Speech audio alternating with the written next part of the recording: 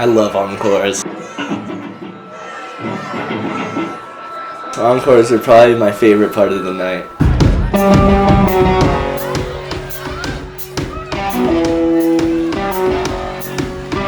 It's the most high energy. It's the most crazy part.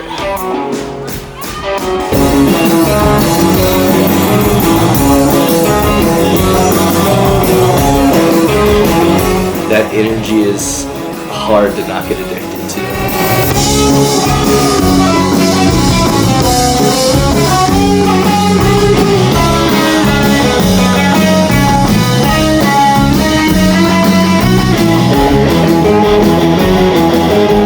You really just give every last percent you have in you.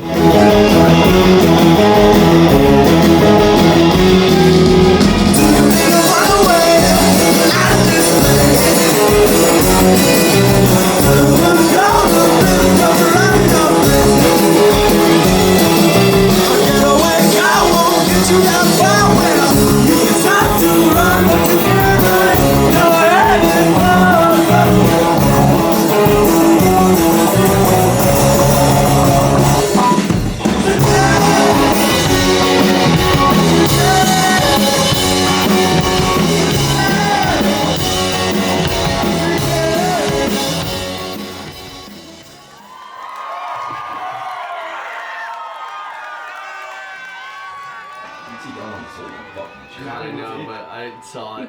The seats of the drawing. And the seats of the drawing. This is perfect. Dude, Soften had to poo. Why do you always say poo? Say Yeah, dude, you sound like a child. Say shit. I gotta Peak shit. is so much lower than all of you guys. Good, keep it that way. The Rocky Coast is a high school jam band that kept going long enough to turn into music that we actually like. It's a fucking band. It's a family. Yeah! Oh my god. Now I'm gonna cry. Well, I met Kirill in 5th grade. I just moved to New Jersey and didn't have any friends, and he came up to me and started telling me about a Little Caesars commercial that he was in. Yeah, so I met TJ in 5th grade, and then we started playing the guitar and the bass together. And then I met Reese in high school when we were freshmen. And then eventually Kirill started a band with this kid, Vinny. And then when we got to high school, I knew of Reese. We were all hanging out at one of my friend's house, and he just started showing me these videos of Kirill and TJ playing with him. And I was like, shit, do you think I could get in on that? And he's like, I don't know, man. And I was like, I just learned Come As You Are on YouTube the other day. So I played like the shittiest version of Come As You Are ever, and he took a video of it and sent it to Kirill and TJ, and since we were all like 14 years old, they were like, that's sick. Get him over here. And they were like considering whether like to have him in the band, and I really wanted to learn how to power slide, so I was like, we gotta have this kid in the band. And then we played in a band called Suburban Sound Machine for like a year and a half maybe, and then we were kind of in limbo for like a couple months. But that was also like when I wrote a lot of songs that I still play today. Like I wrote Can't Get Back, Ping Pong Tables. And then we started the Rocky Coast with this other kid, Sean, from our high school in like our junior year. And once we started playing with Sean, we were like, this is the first time we've ever been like really playing songs that sound like we want them to sound. And so we got really excited after that. We all toured Boulder like independently, and we all liked it independently, and we were all kind of like deciding between schools. At one point, like Reese was just like, all right, like, I'm just gonna go to Boulder. And then a little while after that, Kira was like, yeah, I'm gonna go too. And like I was still deciding on where to go. I don't know, my two best friends were going to Boulder to like do the band, and like up till that point, like it was like the best thing that I had ever done, and it still is. So I was like, I just like can't miss out on that. So then I chose to come here. Sean was considering coming. We begged him to come because we knew it was going to be hard to find a drummer. His parents were not fucking with that idea too much. I think they wanted him to be a doctor. Whenever like we're back in New Jersey and it's like just me, Kirill, and TJ, we'll always go over there and jam with him or like go do some open mics and play some old Rocky Coast songs. So we definitely wanted him to come, and we definitely were pushing it hard. When we went to college, we found Jason, who was my roommate at the time. You know, when we had first spoken to each other, he told me about his band, and I listened to it, and I thought it was cool. But I'd never been in a band before, and I couldn't really understand it. I just think we had a really good connection, and by the time that COVID was starting to die down, and Kirill and Reese and TJ wanted to get the band back together, they were saying stuff like, we need to find a drummer. And I was sitting there and I was like, man, I guess I know how to play the drums. Like, I think I understand still how to play the drums. Or we could have never imagined that we'd get so lucky as to have like Kirill's randomly selected roommate become our drummer. Like like we would have laughed at the idea of that in high school. Sean Dermilani is probably the best drummer I've ever seen play. Like, he is absolutely insane. If he came here, the Coasts would be just as successful, if not more successful, because he is just unbelievable. We kind of went a whole year of me just like kind of being on the side of the Rocky Coast and them not being able to do much because of COVID. And then lastly, Tika, we met in the dorms, and he was just a great fit. We jammed out with him. I was always playing saxophone in my dorm every day for just hours, and he came in, he was telling me about this awesome guitar player on a looper pedal, showing me videos, and I was like, I have to play with that guy, I have to jam with that guy. Him and Reese are there, and I start playing some saxophone for them, and like some stuff I would play over different Rocky Coast songs. And then we went to his dorm, and me, Kirill, and Reese wrote Strung Out, and Jason was there, and then we got kicked out of the dorms playing Strung Out. The Coasts were really excited because they were going to play a show on the Hill. A big show on a stage in front of people at night. And they were like, we don't have a drummer. Basically what I did is I listened to all of the songs that were on their set list, and I created like correct length drum loops for them to play their songs to. So they would basically go up, hit play on a drum loop, and it would work for the whole song, like all the hits and stuff. And I did that for like 10 songs, I think. Then they went to practice at Teek's house. For some reason, Teek invited a bunch of girls to the practice. Like a bunch, like 10, 15 girls that like only he knew. And I invited a whole bunch of people, a whole bunch of girls I knew. And I was like, come watch us play before the show. It's gonna make you want to come to the show.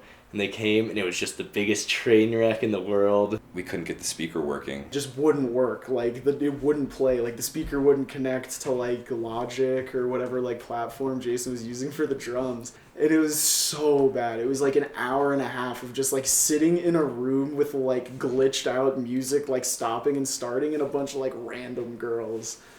I had a snare in my car, and they were like, hey man, can you just bring that snare in here and just start just playing on the snare. Just play a beat on the snare, and we're just going to practice to it. And we played Strung Out. They were like, that sounded great, man. We should just have you up there with a snare. And I'm like, that's so fucking stupid. Why would I just go up with the snare? So I went up with a tom and a snare instead. And then we played that first show the next day, and we had, like, Jason with just a snare and a tom.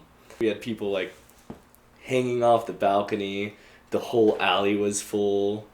There was, like, it was the first time actually playing with the Rocky Coast where we were, like, gave you that adrenaline of, like, oh, we're definitely going to make it. And that was, like, the big moment where I was like, okay, I guess I have to do this now. And I thought that I was just going to get replaced by somebody else that played drums at some point. But it never happened. Now he's one of the best drummers I know.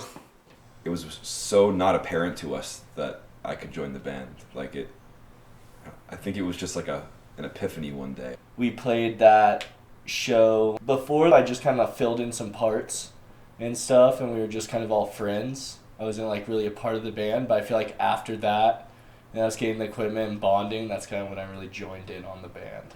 That brings back memories. He's saying that. I completely forgot about that. And then suddenly the 5-person unit that is the Rocky Coast with these specific members was born. And then the rest is history.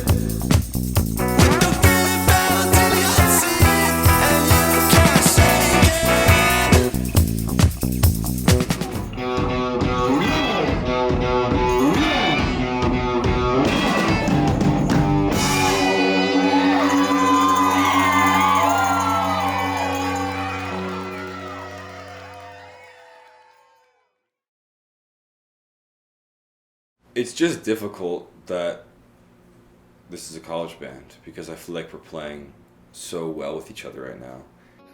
I'm gonna start crying.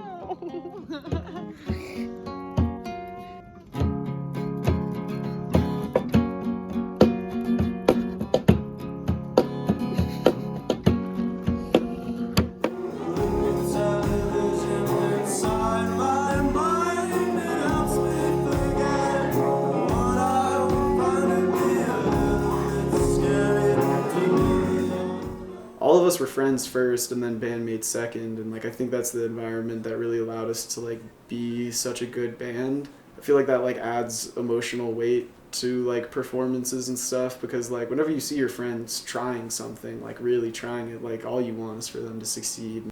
I'm going to remember this 4 years for the rest of my life, and I'm extremely proud of what we all did. It definitely changed my whole college experience and made it so much more fun, especially knowing all the boys in the band. That was all I needed in college, really. Sorry.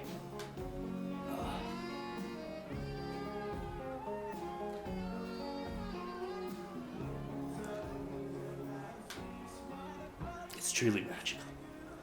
I wouldn't change it for anything. I love this band. And I don't think anything could change my experience. And I think this has been the best experience of my life. I met the closest friends. My girlfriend I love. I met just everybody in my life. This band has changed my life. I wouldn't change it for anything. I don't like have the best self-talk. Like I don't really like believe in myself a lot, and like through expressing that to everyone here, like they've been able to hype me up and like get me to like when I like think internally, like do it in a positive way. That's not really a place I was at mentally like when we first started playing music together. Like it took me a really long time to get there, and I attribute a lot of that to like just like the endless support that I get from all these guys. I think I'm just going to look back on this as an incredibly dope time, a time that I'll never forget. This matters a lot to me right now, and it will always matter a lot to me. But you have to say goodbye at some point, you know? It's got to end at some point.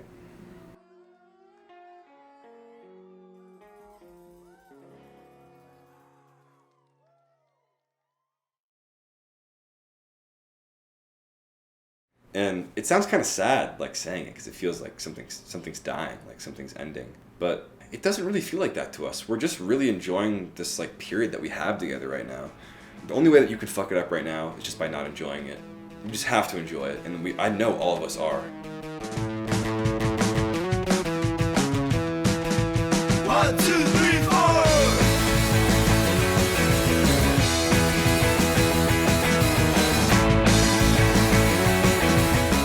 I think just the fact that we were able to share these memories as a community is a privilege in its own. Like the stupid saying, don't cry because it's over, smile because it happened, that directly applies to the Rocky Coast. Like I said, no matter what happens tomorrow, how good or bad it is, it's not going to change the fact that college was an era. It's allowed me to like have this like picturesque social life without like losing my own identity. And like, I don't know, it's also like allowed me to feel like I'm really like doing something just by like partying with my friends. Like, I know you told me so. Just gotta let it go. Don't get subliminal, yeah. Once I realized we're getting like towards the end of the set, I kind of get this like, oh, why don't we have any more music? Like, can we play these ones again? Like, you know, you kind of don't want to get off the stage, but when we're playing, I'll look up and I'll like see the people dancing and I'll see the crowd, and it's so interesting after you finish to like, and you're looking at, you know, where all those people were and now it's just empty. That contrast is like sort of beautiful. I love making so much noise and having so much energy in a place, and then 20 minutes later it's like gone. Like everybody just leaves. But I would also like to think, like, I don't really want to, like, if I was just here alone, I don't really want to look for new people to play with. Like, if nothing happens with the band before we all leave, like, if we don't get a great lucky break, then, like, I still want to at least try to record, even if it's across the country, like, sending each other parts. Just we have this whole band and this whole family, and there's like nothing you can trade for how special that is. And even if it doesn't go further than this, or no matter what happens in the future, I'll take that with me with the rest of my life. Yeah, definitely trying to leave as much of a mark as we can with the time that we have, but life goes on, man. Like, we're probably all gonna have to get jobs and move to wherever those jobs are, but even with all that, we'll probably find a way to make music through it, so... Yeah, jobs of rock stars and moving to places like Europe. I hope something really good happens when we put out this album. Somebody hits us up in a year and they're like, hey, are the Rocky Coast still around? We've got a couple questions to ask you guys. And we can be like, oh my god, it's happening. Yeah. I can just imagine I'm in a New York office And on a just job rip off I your know, shirt. Yeah, I just take off my shirt and my pants and I throw it at my boss and say, I'm gonna go be a rock star.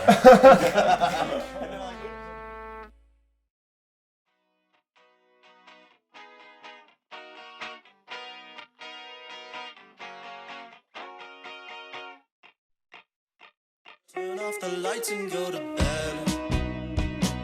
And please stop fucking with my head. You don't even know what you said. You're leaving this town. I know. I think I'll do great things on my own. Well, I'm not so sure though.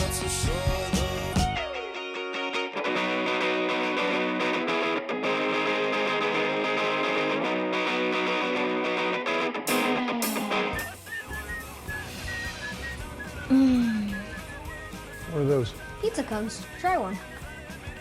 Did you make these? Yeah, but... I'm calling your mother. Linda, we need to talk. It's Billy. I think he might be a genius. I just tried this pizza cone he made. It's the best thing I've ever eaten. It's remarkable, Linda. Dad, it's from Little Caesar's Pizza Kit. Remember? The one we got at the school fundraiser?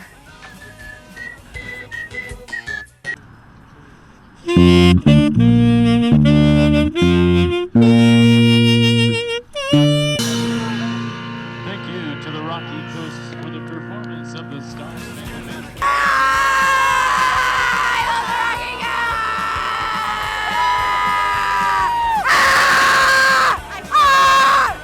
The Rocky Coast took all my family. They're holding them hostage. I don't know what to do. Someone help! Someone help! Please, someone help! Cut that. That's not true. Cut that. It's all true. It's all true. What do you have in your bag? Oh my god. Oh my god. Oh my god. Hey guys, what's up? It's me, Lily, and today we are asking Rocky Coast fans what they know about the Rocky Coast. They win this shirt, handmade by TJ Gambala. I actually work for them. Do you know Kirill? I do know Kirill. Do you know Kirill? No, I wish I did. Okay, well, here's what we want. We don't even know these guys. It's so weird. We're just really avid fans. I'm so happy we have stalkers on camera. Yeah. Who doesn't know the Rocky Coast? Yeah, that's the real question. Who doesn't know? If you don't know the Rocky Coast, you're living under a rock. You're living under a rocky coast if you don't know who the Rocky Coast are. Holy shit, dude. All fives. Cold blue hunteds. Back to no one knows.